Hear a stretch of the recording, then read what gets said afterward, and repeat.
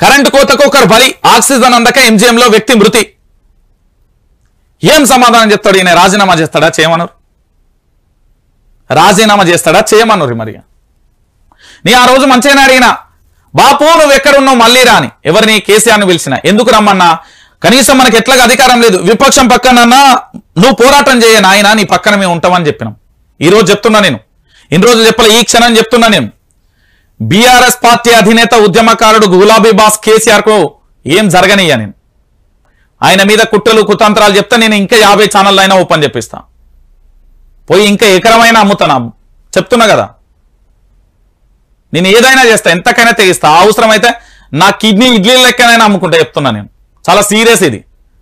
నేను నిజాలు చెప్పనివ్వండి, చంపేస్తాం, బెదిరిస్తాం. ఇన్ని రోజులు ఏడమన్నారు? గాజులు దొరుకుని ఏమన్నా బొట్లు పెట్టుకుని ఏమన్నా ఆడంగి వెదవలు లెక్కున్నారా? ఇప్పుడు వస్తాలు పెద్దగా ప్రశ్నించనివా? నేను ప్రశ్నిస్తే రంజిత్ ప్రశ్నిస్తున్నాడు అంటే దాంట్లో ఏదో మర్మం ఉన్నది, మనం తెలుసుకుందాం, మనం సెటరేట్ అవుదామని ఎందుకు అనుకుంటలేరు? నేను ఒక మంచి ఆరోగ్యకరమైన విమర్శ చేస్తున్నాను, దాన్ని కూడా మీరు స్వీకరించాలి కదా. అప్పుడే దాడులు, ప్రతి దాడులు. ఏం జరుగుతుంది తెలంగాణలో? 10 సంవత్సరాలు ప్రశ్నిస్తే 2 కాల్స్ వచ్చినాయి బెదిరింపులై. ఒక రచ్చిల్లు నా మీద లాస్ట్కు తనే వచ్చి అన్నా సారీ అన్న, నీ గురించి తెలియక నేను చేసినాను, కన్నీళ్లు పెట్టుకుని హక్ చేసుకుని కేసు వాపస్ తీసుకోమంటే తీసుకున్నా. ఇంకొకటి అడ్వకేట్ శరత్ కుమార్ గారు నా ఛానల్లో వీడియోలన్నీ ఆటోమేటిక్గా డిలీట్ అవుతున్నాయంటే ఆయన సైబర్ క్రైమ్ కు సంబంధించి హైకోర్టులో వాదిస్తే గెలిచినాం ఆ రోజు కేసు. ఇంకొకటి జనగామ దగ్గర తెలియక వాళ్ళు పాపం యువత ఆవేశంలో వచ్చి వాళ్ళు ఏంది కారుకు సంబంధించిన డ్యామేజ్ చేసిళ్ళు బీఆర్ఎస్ వాళ్ళ తర్వాత లేదు లేదు అన్న మనతో పాటు ఉద్యమం చేసిండు, అన్న చెప్తున్నాడు అంటే మనం ఏదో తప్పు చేస్తాం, సెటరేట్ చేసుకున్నాం అనుకున్నాం. ఈ రోజు మీకు కూడా చెప్తున్నా కదా, వాళ్ళు అంత ఓపికగా అరే కల్వకుంట్ల చంద్రశేఖరరావు దీంట్లో దేవుడు అంటే నేను ఆయన మీద అంత ఆరోపణలు చేస్తున్నా, సర్లే మన బిడ్డలే అనుకున్నాడు. మరి నువ్వు ఎందుకు అనుకోవట్లేదు అంటే నువ్వు తెలంగాణ ఉద్యమం ఏందో తెలియదు, నీకు ఉద్యమ చరిత్ర లేదు, ఉద్యమంలో పాల్గొనలే, నీకు ఉద్యమకారులు అంటే విలువ లేదు, నీకు ఉద్యమం అంటే తెలియదు, అందుకే నువ్వు పట్టించుకోవట్లేదు. నువ్వు పరాయి బిడ్డల దగ్గర పెరిగినావు కాబట్టి నీకు తెలుసు, మీ మాయ దగ్గర మేము పెరిగినాం కాబట్టి కేసీఆర్ బాబుకు ఆ బాధ ఏందో తెలుసు. Yes is correct. ఒక ఆరోగ్యకరమైన విమర్శ చేసినప్పుడు స్వాగతించాలి.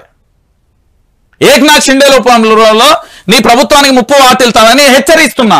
నా దగ్గర ఏంది అంటే అది సోషల్ మీడియాలో ట్రోల్ అవుతుంది, నీ ప్రభుత్వాన్ని కాపాడుకోనా, కేసీఆర్ కానుక అంటున్నా, మళ్ళీ ఉద్యమం చేస్తాడు ఎంపీ ఎలక్షన్లకు, తప్పేముంది? ఈ రోజు నువ్వు చెప్పినట్టుగా తెలంగాణలో ఆరోగ్యకరమైన తెలంగాణ ఇక్కడ కనబడుతుందా? కరెంటు కోతలతో బలైలు కదా. అదే కేసీఆర్ ఉంటే ఇలాంటి పరిస్థితులు ఉండా? నేను అందుకే బేరుజు చేస్తున్నా. అన్న వీళ్ళకి సమయం, అన్న నీకు సమయం ఎందుకు ఇస్తారన్నా? నా జీతం తీసుకుంటలే, నా అలవెన్స్లతో ఉంటలేరా? నేను కట్టే పైసలలో వాళ్ళు ఉంటలేరా? ఎందుకుండరు? చెప్తున్నా కదా, రేపు పొద్దుగాల వైఆర్టీవీ న్యూస్ ఛానల్కి ఏదన్నా అయితే 10 ఛానళ్ళు సిద్ధం చేసిన. నేను చెప్తున్నా సిద్ధమైనాయి, 2 బయటకు వచ్చినాయి, ఇంకా 8 వస్తున్నాయి. నేను ఒక్కనే కాదు, నాతో పాటు సైన్యాన్ని తయారు చేస్తున్నా. చూసుకున్నాం. ఇక రంజిత్ రెడ్డి వైఆర్టీవీ అంటే ఏంటి రోజు చదువుకున్నోడితో పెట్టుకుంటే ఏమైతే చెప్తున్నా. మేమేమో అట్టట ఐఏఎస్ కోచింగ్లు వేయచ్చిన వాళ్ళు, మేము చిల్లర పల్లర తిరిగి చెడాల వాట్లు వ్యసనాలకు లేను. ఆనాడు ఉద్యమంలో చేసినాం, వచ్చినాం డైరెక్ట్ గా ఏంది కోచింగ్ సెంటర్లో పోయినాం, మళ్ళీ వచ్చినాం జర్నలిజంలో జాయిన్ అయినాం, ఉద్యోగాలు సంపాదించుకున్నాం. కిరణ్ కుమార్ రెడ్డి సమయంలో ఏం చిల్లరగా పెరిగిన వాళ్ళు అనుకున్నా. ఒక బాధ్యతాయుతమైన పాత్ర పోషించినాం. మాకు నా చిన్న వయసులోనే నా చరిత్రలో నాకంటూ 2-3 పేపర్లలో నా పేరు రాయించుకున్నా. సాలదా? నిజాలు చెప్పనియండి. నేను ఇచ్చే విమర్శలను మీరు ఆరోగ్యకరంగా తీసుకోర్రి, మీరిచ్చే విమర్శలను కూడా నేను చేసుకోండి. నా మీద బ్రహ్మాండంగా వాళ్ళ యూట్యూబ్ ఛానళ్ళలో మళ్ళీ కౌంటర్లు స్టార్ట్ చేసిళ్ళు, కొన్ని ఛానళ్ళు పుట్టుకొచ్చినాయి. ఏంది కళ్ళు తాగిన కోతి లెక్క ఎగురుతుండు, లేకపోతే ఇంకొకడేమో ఆవేశం స్టార్ అని, లేకపోతే ఇంకొకడేమో టైం ఇద్దాం జర ఆగలదని విమర్శ చేసుకో అన్నా. నువ్వు చేసుకో, నేను ఏమన్నా. నన్ను పొట్టు తిట్టు, నేను ఫ్రీ హ్యాండ్ ఇస్తాను. నువ్వు నన్ను మొత్తం తిట్టు, కానీ తిట్టే ముందు మాత్రం ఒకటి గుర్తుపెట్టుకో, నాడు తెలంగాణ ఉద్యమంలో ఇదే రంజిత్ రక్తం తెలంగాణ గడ్డ మీద రక్తపు చుక్కలు చిందించిందా లేదా తెలుసుకో, ఆయన చదువుకున్నారా లేదా తెలుసుకో, దాంతోపాటు కోచింగ్ తీసుకున్నారా లేదా తెలుసుకో. అన్ని చరిత్ర తెలుసుకొని మాట్లాడు. అందరిలా బూతులు మాట్లాడి చెడు మాట్లాడిన అవసరం నాకు లేదు. బ్యాగులకైతే అసలే లేదు నాకు పైసలకి. నేను మంచి వెల్ సెటిల్ ఫైనాన్షియల్గా, నాకేం అవసరం? సంస్థ కోసం అప్పు చేసినాం, దాని గురించి సహకారం అడుగుతున్నా.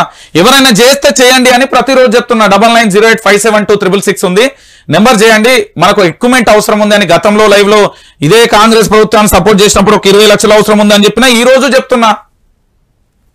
వాడెవడో చెప్తాడు రేషన్ కార్డు లింకులు ఏందో ఏం కథనో ఏడ చదివిండో వాళ్ళకి ఎవరు పాఠాలు చెప్తాడో ఏం కథనో కానీ దయచేసి తెలంగాణ ప్రజలారా నేను వందన ఇట్లా చెప్తున్నా చేతులు మొక్కి మీరు వాస్తవాలను గ్రహించండి. సన్నాసుల మాటలను నమ్మి మోసపోకండి. మోసపోయింది సాలిగా 6 గ్యారంటీలు అంటకెక్కాలి, తెలంగాణ చీకటి కావాలి, నీళ్లు రాక ఇబ్బంది పడాలి, ఇప్పటికీ ఏంది ఇంకో పంటకు నీళ్లు ఏర్పడి ఇప్పటికే రైతు బంధు రాని పరిస్థితి, పింఛన్లు రాని పరిస్థితి. ఏంది ఇది తెలంగాణ? గత ప్రభుత్వం అట్లనే చేసిందా? కేసీఆర్ మేనిఫెస్టో లేని అంశాలను కూడా తెర మీద తెచ్చిండు తెలుసా ఇది?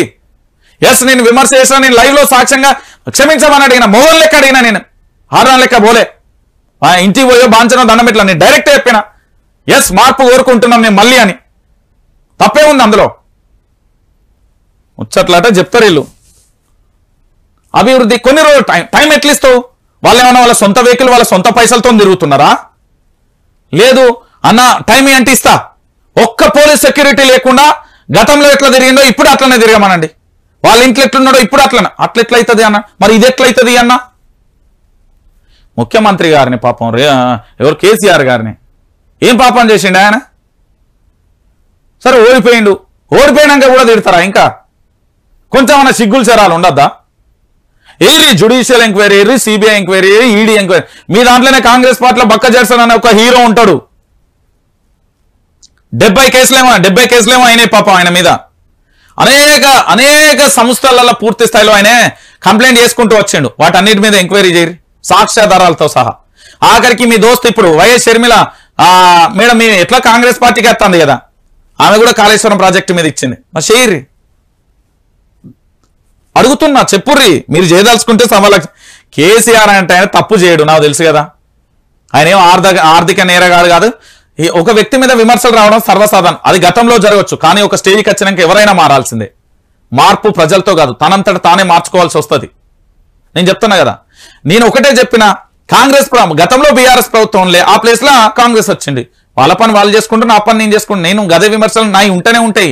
నేను ఎట్లా అంటే నాది విపక్షం, కమ్యూనిస్ట్ బ్యాక్గ్రౌండ్ కలిగిన ఆలోచనలు ఉన్నాయి. నాది ఎప్పుడు విపక్షమే కోరుకుంటా, నేను స్వపక్షం కోరుకుని సార్ ఈ ఫైల్ ఉన్నది సార్, ఇది ఒక సంతకం పెట్టండి సార్, మా వాళ్ళకు నాకు గిన్నె వస్తాయి సార్. ఎందుకు? నాకు ప్రజల రక్తంతో బతకాల్సిన అవసరం లేదు. బతికేది 2 రోజులైనా చాలు వైస్, ప్రశాంతంగా బతుకుతా. నేను బానిసను కాదు, నేను అమరుని. నన్ను ఖననం చేయాలనుకుంటే హైదరాబాద్ నడి ఒడ్డున అదే ప్రగతి భవన్లో చేయరి. దట్స్ ఇట్, సింపుల్ అయిపోయింది.